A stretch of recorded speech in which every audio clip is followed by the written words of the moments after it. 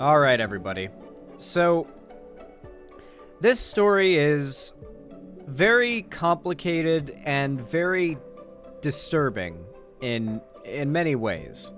There's a lot that we don't know, and since this story came out and went viral earlier today, a lot more has come out, which is why I'm willing to cover this so immediately. But the reaction to this is going to very quickly complicate this story and the reaction that's going to come from it. I guess I'll just straight up read the headline. Man dies after setting himself on fire outside Israeli embassy in Washington, Air Force says. Aaron Bushnell, an active duty senior airman, repeatedly shouted "Free Palestine" as he filmed and live-streamed his protest against Israel's deadly military actions in Gaza. He had been taken to the hospital on Sunday with life-threatening injuries. Now, I am not even going to play the audio of the video, because whenever that guy beheaded his father and then went on a Nazi rant on YouTube, I found a version of the video that I could watch and just play the audio from, so I could, like, debunk his rant while it's just, like, his rant playing and it's just me on screen. And YouTube detected the moment in the video where he, like, plops his dad's head down on the table and says, "This is the head of my father." Even though I didn't show the video, the audio got auto-detected and, like, community rights or community takedown, not strike, but takedown on the video, and it's still gone. So I'm not going to play the video because I really worry that YouTube kind of, like, quickly updating their bots to axe any videos of this happening or of this getting uploaded might be a little bit on top of things, and they might, you know, I don't want them to accidentally get me, you know, because I'm not asking for it. That said, I did watch the video. I watched it uncensored this morning so I would know what it is that I'm talking about. And Aaron Bushnell, in his full uniform, walks out in front of the Israel embassy in Washington. And in the video, like, the video starts, at least the copy of the video I saw starts, and it looks like he's already covered himself and the ground in maybe gasoline, something very flammable. He proceeds to reach down into either his pocket or his boot, I can't remember, pulls out a lighter, lights it, and then lights the ground on fire so that the light starts to climb up his legs. Then he starts to do a dance. Not like a "I'm in pain and I regret this" dance, but a "I know how to make fire spread across you as quickly as possible." Like, you know, a soldier would know what to do when they're on fire is to stop, drop, and roll and stuff out the fire. He did the exact opposite. He started flailing around on purpose in order to get the fire to consume him instantly, which I guess is the better way to go, quicker all around, I guess. And while on fire, like, fully on fire, like, consumed in fire, there is nothing of him that is not on fire. He proceeds to yell in the street. Everyone's watching this, obviously. "Free Palestine, free Palestine." I think he might have said "stop the genocide," or "I can't stand by genocide anymore," and just a lot of "free Palestine."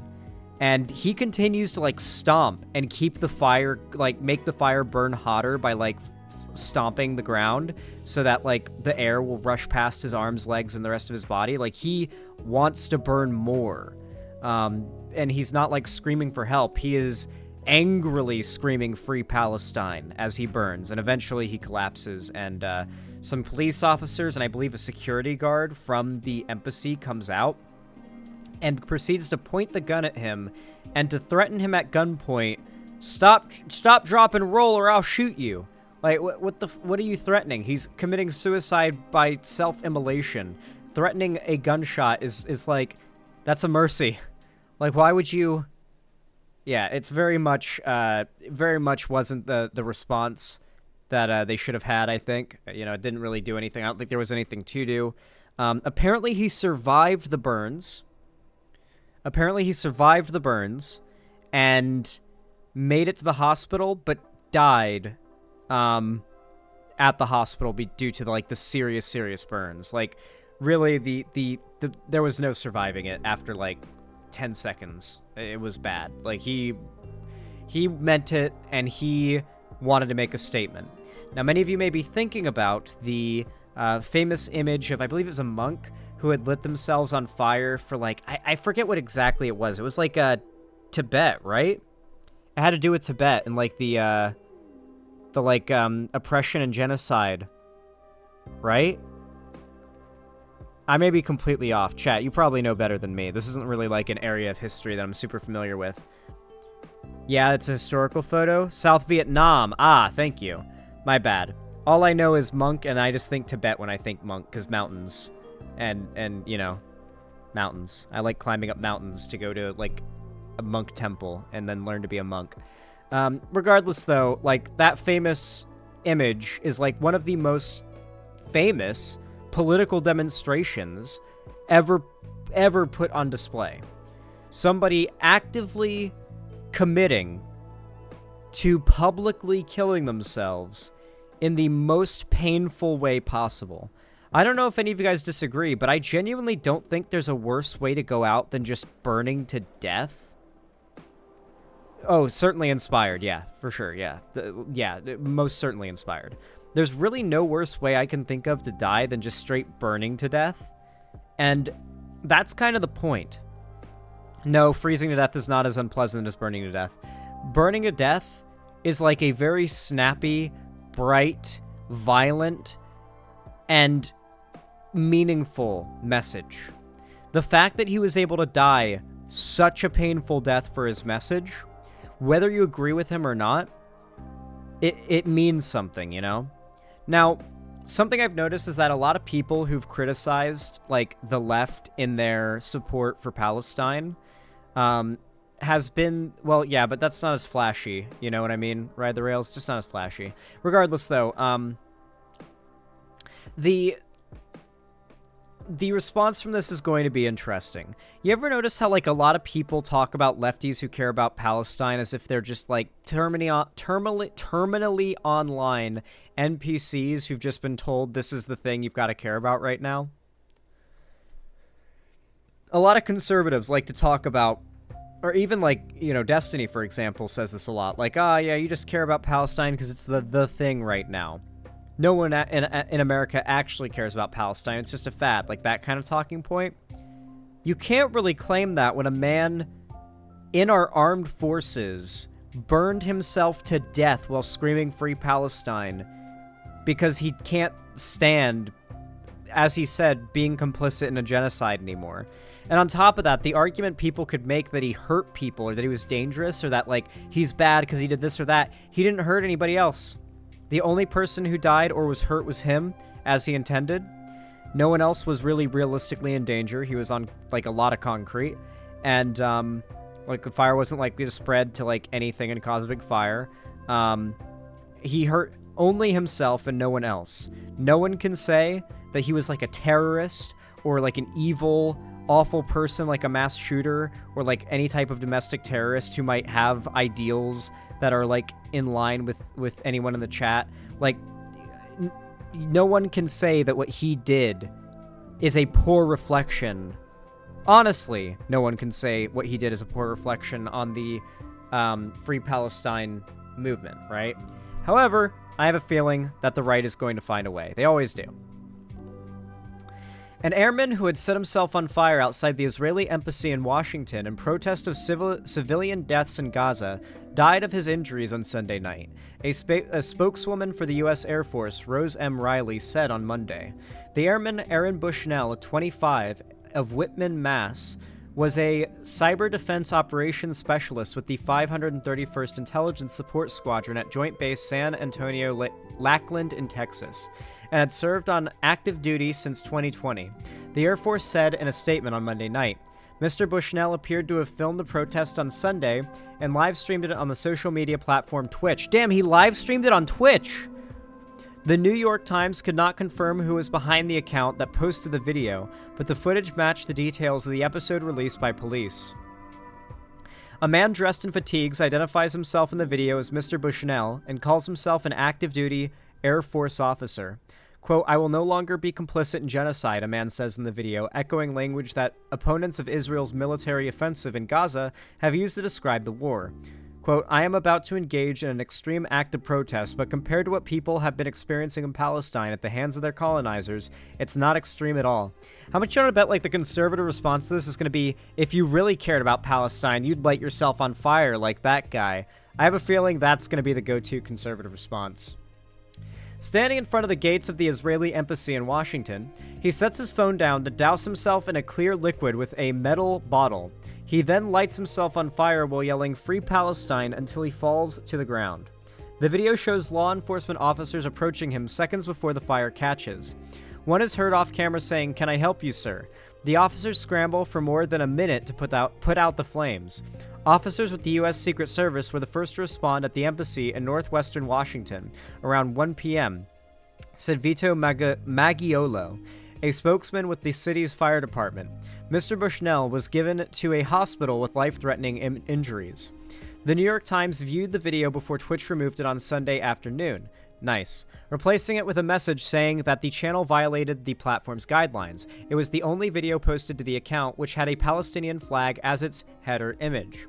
Quote, "When a tragedy like this occurs, every member of the Air Force feels it." Colonel Selena Noyes, the commander of the 70th Intelligence, Surveillance, and Reconnaissance Wing, to which Mr. Bushnell was assigned, said in a statement on Monday night, "We extend our deepest sympathies to the family and friends of Senior Airman Bushnell." No staff members of the Israeli embassy were injured, according to Tal Naim, a spokeswoman for the embassy. Officers with the Secret Service and the Bureau of Alcohol, Tobacco, Firearms, and Explosives were still working with Washington's Metropolitan Police Department to investigate the episode, the authorities said on Monday. Protests against Israel have become a near-daily occurrence across the country since Israel began its military offensive in Gaza after the October 7th Hamas attack that killed at least 1,200 people, according to Israeli officials. More than 29,000 people have been killed in the war in Gaza, according to Gaza's health ministry. As international calls for a ceasefire have grown and the humanitarian crisis in Gaza has deepened, the Israeli embassy has been the site of protests that have sometimes resulted in arrests, but seldom in violence. In December, a protester self-immolated in front of the Israeli consulate in Atlanta in what the police said was likely an extreme act of political protest. It's not even the first time? Wait, this happened before? For the same reason? No shot.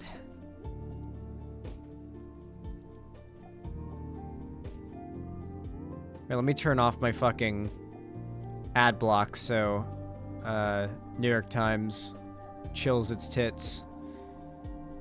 New York Times, chill your tits. Do I have to make an account? Do I have to do this? Okay, continue. Fuck it. Wait, I have to subscribe to read the article? Never mind. Nope, it's not happening. Okay, I am going to have to eventually... Wait, I can continue without subscribing. Never mind. They hide that button. They hide that button. They hide it well. They make it a big black button that says subscribe with white text, and then it's like a little black text with like a little underline way at the bottom that says continue without subscribing. Just nice and hidden to the side. Tricky bastards. A protester self-immolates outside the Israeli consulate in Atlanta. A security guard tried to intervene but was unsuccessful, officials said.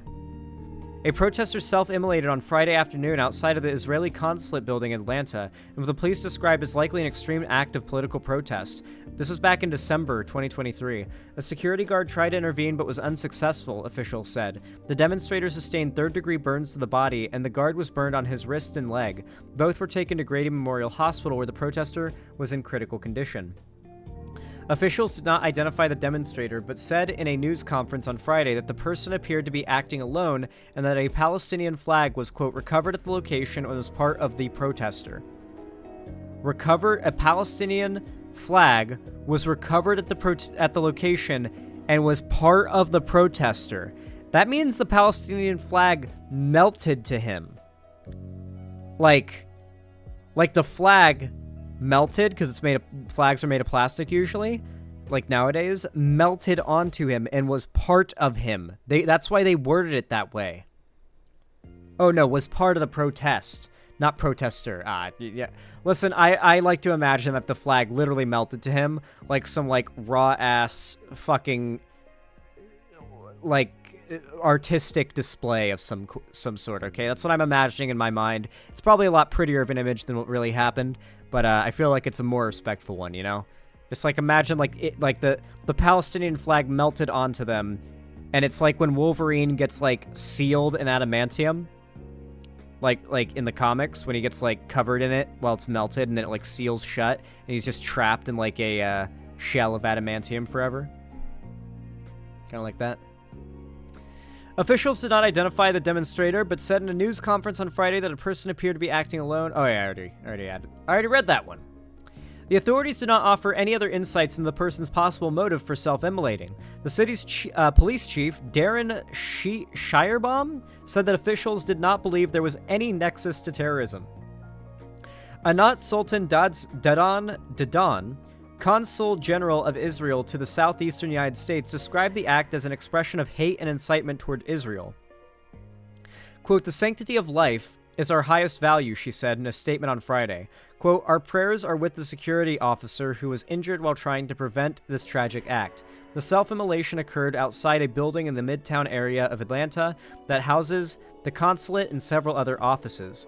Quote, "It appears to have been focused outside the building. I'm not aware of an attempt to enter the building," Chief Shirebaum said, adding, "I have met with the Consul General. The staff is safe. All the residents of this building are safe."